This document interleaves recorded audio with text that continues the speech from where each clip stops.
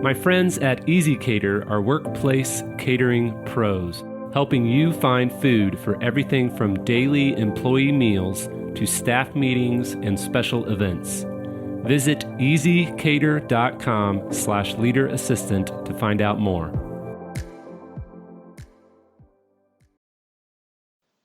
Hi, my name is Michelle Parise, and I'm here with today's leadership quote, which is, "Rise up and attack the day with enthusiasm." The Leader Assistant podcast exists to encourage and challenge assistants to become confident, game-changing leader assistants. It's episode 39. Thank you for listening to the Leader Assistant podcast. And here's your host, my dada. Hello, friends. Thanks for tuning in. Don't forget to check out the show notes at leaderassistant.com/39. Before we dive into my conversation with Michelle Parise, former executive assistant to the CEO of Pinterest, I wanted to give you an opportunity to win a t-shirt. Everybody likes t-shirts, especially free t-shirts. So if you haven't seen my Assistants Lead t-shirts, they're a tri-blend, super soft, nice fit t-shirt that just say Assistants Lead on the front. And anyway, I want to give away 5 t-shirts. So the first 5 people to do the following. Step 1, leave a review on Apple Podcasts, a rating, click the star rating, and leave a review. And then 2, when that review publishes, take a screenshot of it and email it to me at podcast@leaderassistant.com.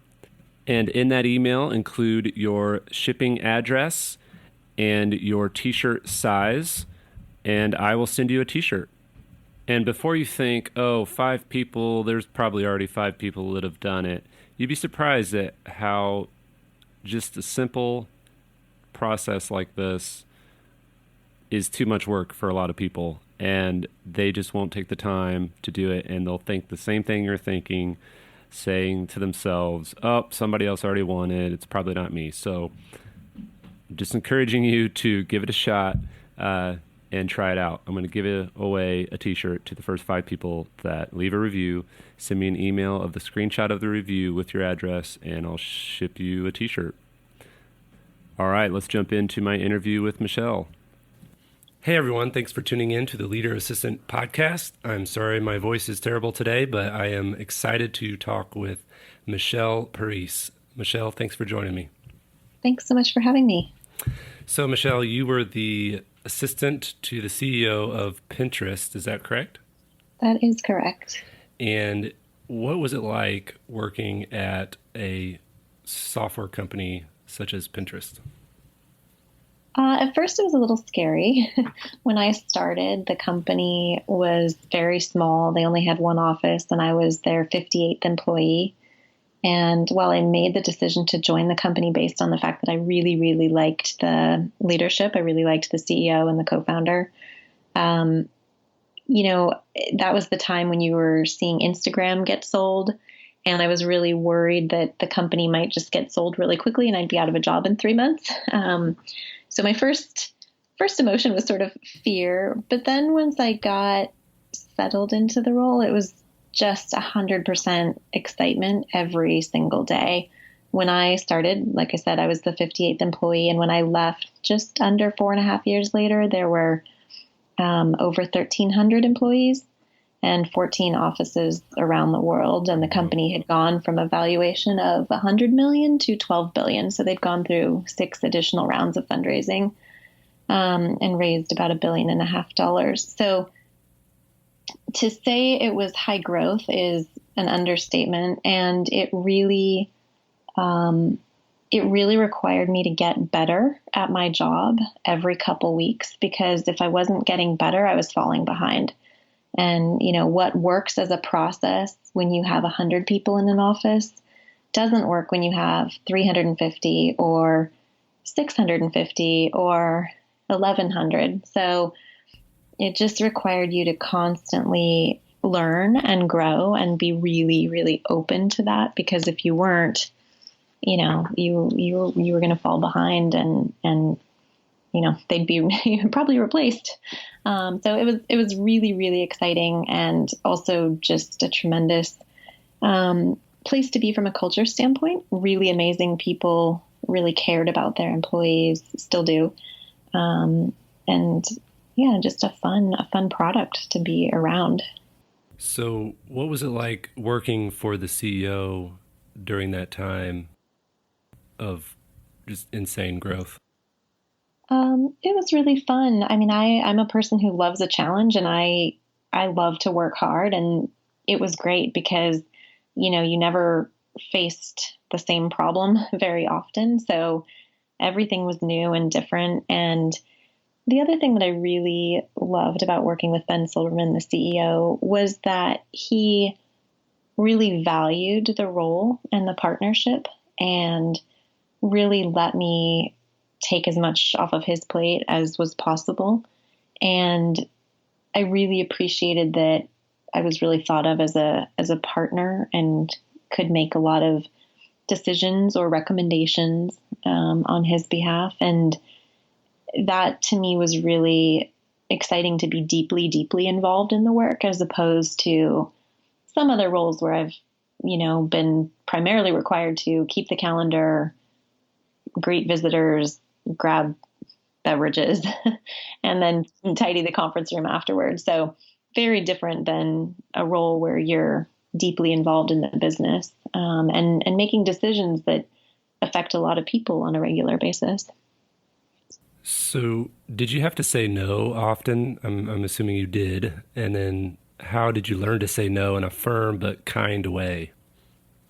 Well, I think you're always supposed to say, instead of no, you're supposed to say yes and to make it positive. But yeah, of course, I think the challenge in any EA role is doing all the things that, well, most of us, I think, don't like, but some people, I think, sort of secretly enjoy it. But the gatekeeper aspect and that sort of thing, I never really thought of myself as that. I really was focused on how can I triage massive amounts of information, prioritize that, get decisions or recommendations for decisions, and then present them to the CEO so that they can then make informed decisions quickly and move forward. That part was really fun. So, you're not really looking for ways to say no, you're looking for solutions, which I think is the fun part of any role. That's the problem solving part, which is, I think, enjoyable. So what was the biggest mistake you made, and what did you learn from that mistake? Oh gosh, I probably made a ton. Let's see. Well, it's so basic, but I definitely made some calendar mistakes along the way. You're going too fast and you've got your calendar open and you've got your executive's calendar open and you drop something on your calendar and it's supposed to go on your executive. And thank God they're in the office at the time their visitor shows up. And that has happened once or twice. But I think the first sort of big, it wasn't even big, but it was a big mistake to me, because any mistake feels horrific and, soul crushing, was when I was working in Los Angeles. I worked for a commercial real estate company, and they were having a broker's open house, and they wanted to have a photographer there. And I booked the floral and the catering and the musicians and, confirmed the guests and confirmed the tour guides and prepared all the materials, but I forgot the photographer. So, my boss called me, at 7:24, and is like, "Where's the photographer?" And it goes through your brain, and you're just like, oh, you just, that scene in Amelie where she just melts to the floor in a puddle of water. I mean, that's how you feel when something happens and you've goofed, and there's nothing you can do other than say, "I am so sorry, I forgot," and, start immediately figuring out what you can do to fix it. But yeah, otherwise I tried to put processes in place so that I would catch if I made mistakes. I think after that calendar mistake at Pinterest, I put an appointment on my calendar every day at 4:00 to look at the calendar for the next day and just do a check. Do I have a conference room? Have all the attendees I need confirmed? Do I have the prep materials? So you learn from those mistakes and hopefully get better from them. So what is your number one tip for managing an executive's inbox? Oh, gosh. Well, I think it's really about finding a process that works for both of you. Being a good EA is about sort of meshing with how they work and not being rigid in how you want to work and not making suggestions either and just accepting their method. I think ideally there's, usually more heads together produce a better outcome. So if you guys can ideally really sit and come up with a plan that works, each talk about what you guys have done before and what you like and don't like. But yeah, every time I've handled an inbox, it's always gone through several iterations. Every 6 months or 18 months, somebody comes up with a new idea. Hey, I noticed these emails are getting, even though they're marked high priority, they're not getting answered for 2 days. Let's try a new approach. So I think being open to being iterative is important, as well as just being really, brainstorming about what works. I've seen so many different systems be successful. I don't think there's a right or wrong way to handle it. Yeah. So you had a team of assistants. You worked your way up to that. I'm sure you didn't have that from day one. Tell us about the process of kind of building and leading the admin team at Pinterest. Yeah, so when I was hired, I was the first EA, the only EA, and the next EA, sort of the need arose about 6 months after I got to the company. And, I knew just from sitting in on the C-level meetings that the hire was going to be made, that the other leadership needed some coverage. And so I then asked HR, who are you interviewing? Can I be a part of that? Which they were thankfully very open to, because I worked at other companies where that's not really part of the process.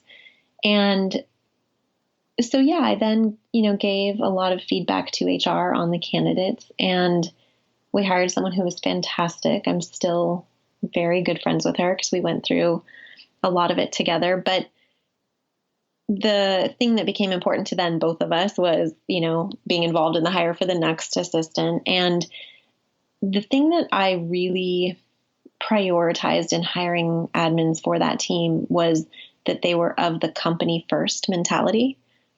I had worked at other companies with other admins where the admin's allegiance was to their executive before the company. And I don't think that is totally bad, but I think that a lot of times, and especially in a high growth situation, it can create a problem because there's competing priorities many times. And if an admin is only focused on making their exec happy, but they don't care about what's in the, best interest of the whole company, if an admin holds back, well, my executive has the family vacation planned during planning cycle, and, they planned it 3 months ago, so I can't possibly move it. If their allegiance is only making their exec happy because he doesn't have to rebook his family vacation, but at the expense of, the company is going through a strategic planning process, and it's vital that every member of the C-level team is there, those can be at odds with each other. And so I really wanted to make sure all of the admins were of the same mindset, that we are working in the best interest of the company first, and then our executive. If they have to rebook their trip, then we will do it for them and make it work, make them happy, but we will prioritize the goals of the company. And I think that also then carried over really well into sort of creating a team mentality. I really, again, from having seen at other companies, saw how if the company is very hierarchical and admins are very focused on just their relationship with the executive, but they're not really sharing resources or communicating with each other across the company, it can be sometimes isolating and also just a lost opportunity for a better performance from everyone because you're knowledge sharing.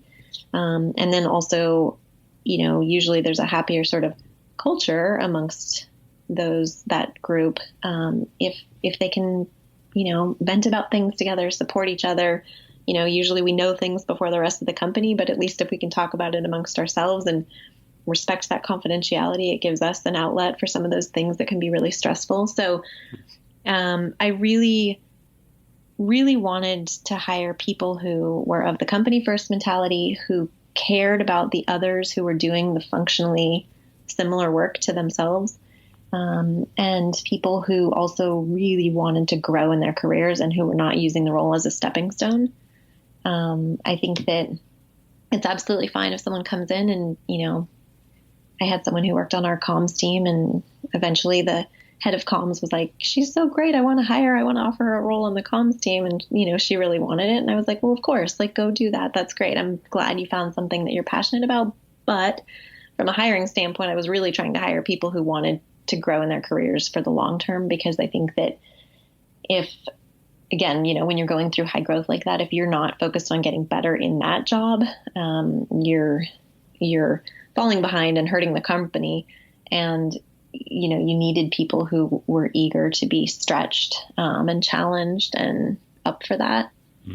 What should executives look for, and what did you look for in these assistants when you were trying to hire and build the team?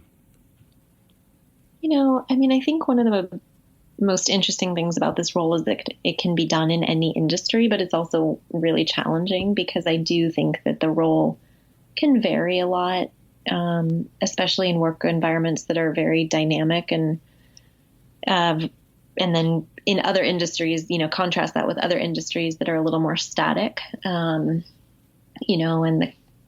the calendar comes around and it's kind of the same thing every year over year. I think that those are different. And so I think also that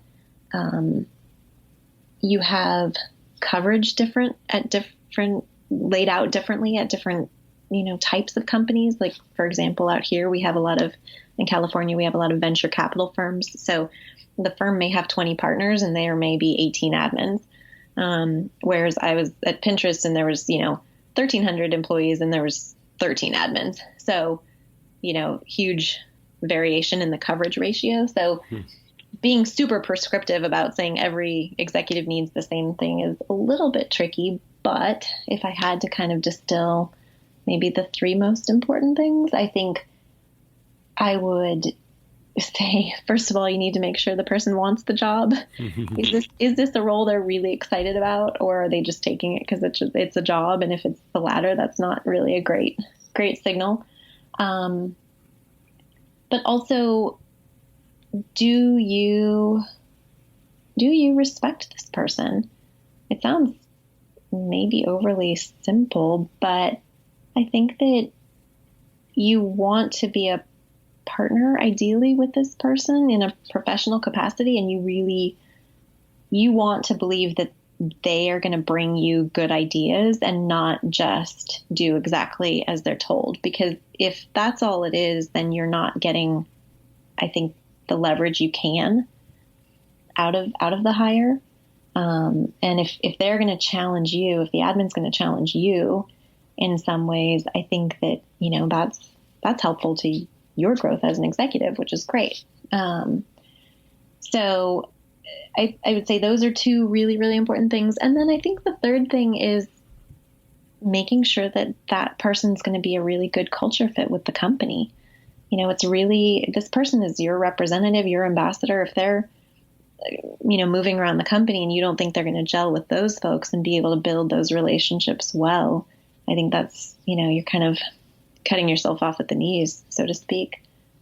So I would say those are kind of the top three things I would encourage an executive to prioritize in the hire. Those are great. So how can we help more executives, HR departments, recruiters value the role of an assistant? Well, if I had the perfect answer, maybe it would already be solved. But it's something I really am passionate about. I really do believe, though, that as an executive assistant, you have to be your own advocate. You have to be armed with knowledge on, what are market salaries? What is my value? You have to be able to quantify that for your executive and the company and yourself.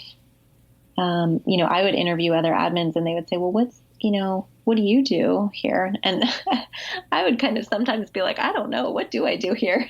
I feel like I do everything and nothing. And, it's just crazy.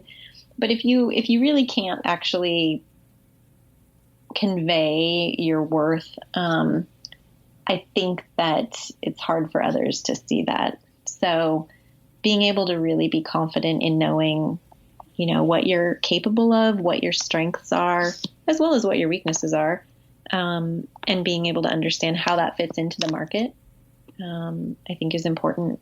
So do you have any crazy productivity hacks?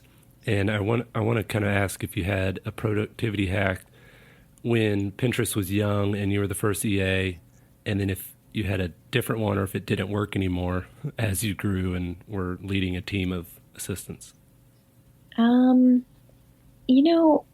So we used the G Suite there. We weren't on Outlook, which was a major, major shock to my system when I started because I had only up to that point used Outlook. So at first when I get my email account set up and the calendar appears and everything, and I looked at it all and I just was like, I hate this. This is terrible. Why doesn't it have the functionality of Outlook? This is ridiculous. And then, I did the only thing I could do. I started asking every person I could find, like, how do you do this? How do you do that? What are your favorite tips and tricks? And started Googling like crazy. And one of the things I found was a plugin called Boomerang. I'm not sure if you're familiar, but that saved my life. I cannot even begin to praise that enough. Just being able to, I was scheduling so many things and there were so many projects going on as well that, I would send out requests to people, and having a tool that could come, remind me when I needed a response if I hadn't already gotten it, that was sort of seamless to the workflow.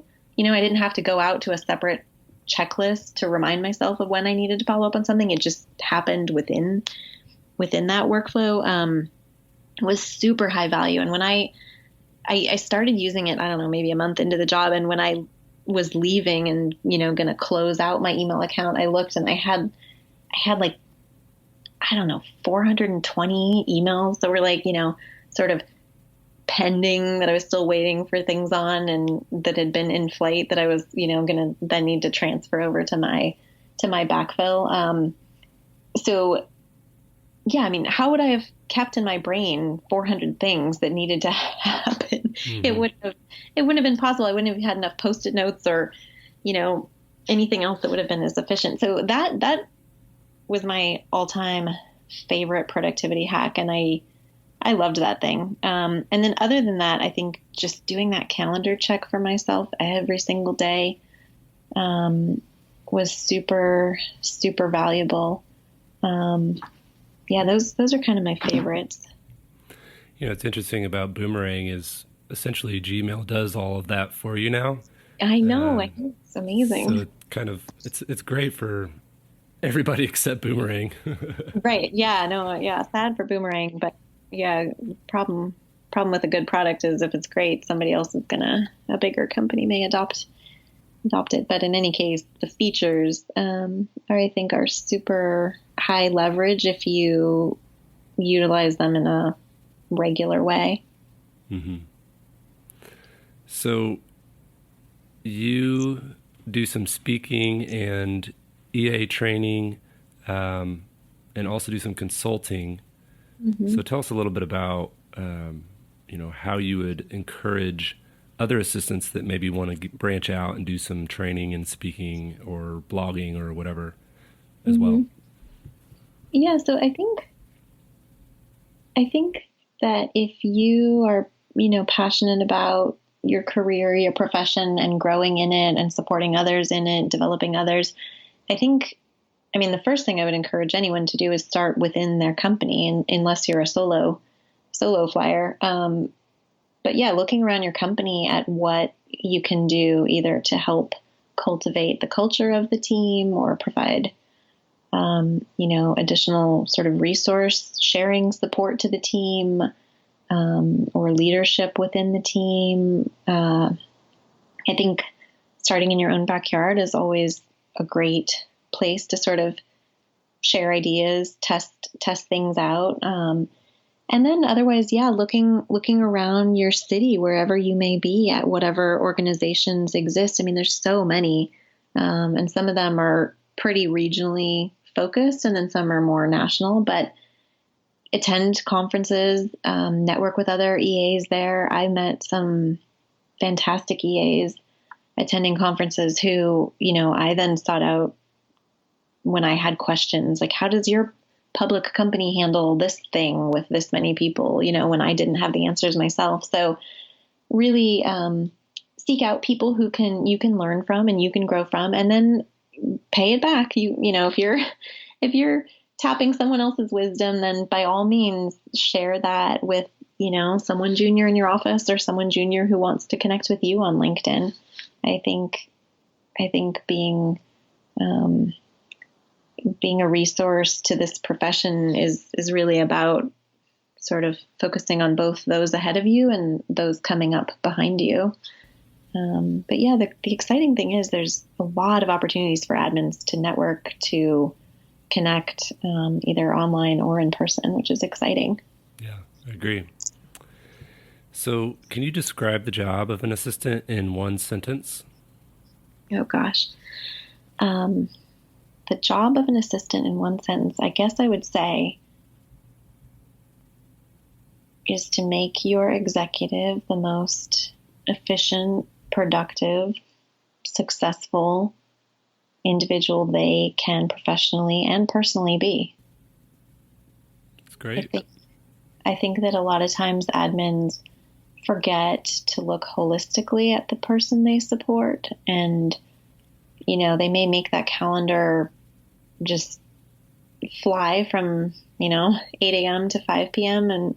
But I think if you forget that this individual may have a family or a hobby or an interest outside of work, I think sometimes you miss an opportunity to make that executive better when they are at work. So not ignoring that these people are human just like us and need that, the understanding of that. Yeah, they need to get their teeth cleaned. They need to... Yeah, their kid may have a recital they need to attend, or their husband may have a conference they need to attend and they want to go with them, or, whatever it may be. But just thinking about them as a person, maybe they're the CEO and it's super high pressure but they haven't had a vacation in 6 months, and, that's to sustain that's not realistic. So reminding them, hey, you need some time off in here, I think is important. What makes an assistant a leader? That's a great question. What makes an assistant a leader? I would say an assistant is a leader when they are proactive in their role as opposed to reactive. I think when you start out, your work is primarily reactive. You're being, asked to schedule something, asked to plan something, asked to help with a project. And so you then take those things and do them. But I think you become a leader when you can identify the work that needs to happen, even before it's been specifically defined somewhere, and you seek it out and are able to do it. I would say that on the work side of things. And then I think you become a leader sort of in the profession when you start caring about the culture of those who are similarly doing functional work to you. If you could snap your fingers and instantly give all assistants more of something, what would it be? Oh gosh. If I could, well, I think I would probably say self-respect. I think that people doing this work are really humble people. And I think a lot of them are too quick to be self-deprecating. And I think that really being confident in the amazing sort of work that we do is important. And I think it's how you change the perception of this role. And it's hard. So I would say I'd try to give them more self-confidence. That's great. So what about your coaching business? Tell us about your website, where we can find you. Tell us about maybe a quick summary of, what it is you're really passionate about helping people with, and specifically assistants. Mm-hmm. Yeah, so you can find me online at withpurposecoaching.com, and you can connect with me there if you're interested. There's a tab for that. But yeah, I started out really coaching admins one-on-one, and then that evolved. I've had this business for about 3 years now, and after the first year, that shifted, and much more of my time has been spent working with companies. So either helping them define levels for their admins, or helping them think about how would they centralize the team so that the team reported in, to an admin, or thinking through how to sort of shift the culture of their team or provide career development and growth opportunities for folks on the team. So it's been a really fun mix of work, because I'm able to have conversations with those who are managing the function, whether they're in HR or some other role. And then I also get to do the work with the teams. So it's been a really fun experience, because I think that the part that's exciting to me right now is that companies are actually willing to put resources around their administrative teams. And I think that is a giant step forward over just probably the past 5 to 10 years. So I think for the growth of the profession, it's really important that companies are realizing, hey, we could get more out of this team if we just made sure that these individuals were really fulfilled on a professional level, and had some growth opportunity. And how can we provide that? So I try to help companies identify that. That's great. Well, Michelle, thanks so much for taking time out of your, was today, Thursday evening, to talk with us. And I will put all the links in the show notes to your LinkedIn and your website, and that way people can find you easily. I will ask one last question, though. Do you still use Pinterest? Oh my gosh, I might have actually scrolled through it while we were chatting. Yeah, I do every day. Very nice. Very nice. Well, thanks again. Yeah, thanks so much, Jeremy. I really appreciate the work that you're doing with the Leader Assistant. I think that it takes a lot of us helping to raise each other up. So thank you for having me. Thanks again, Michelle, for being on the show. You can check out the show notes at leaderassistant.com/39. And don't forget to leave a review on Apple Podcasts, and send me a screenshot to podcast@leaderassistant.com if you want to win one of those t-shirts. Talk to you next time.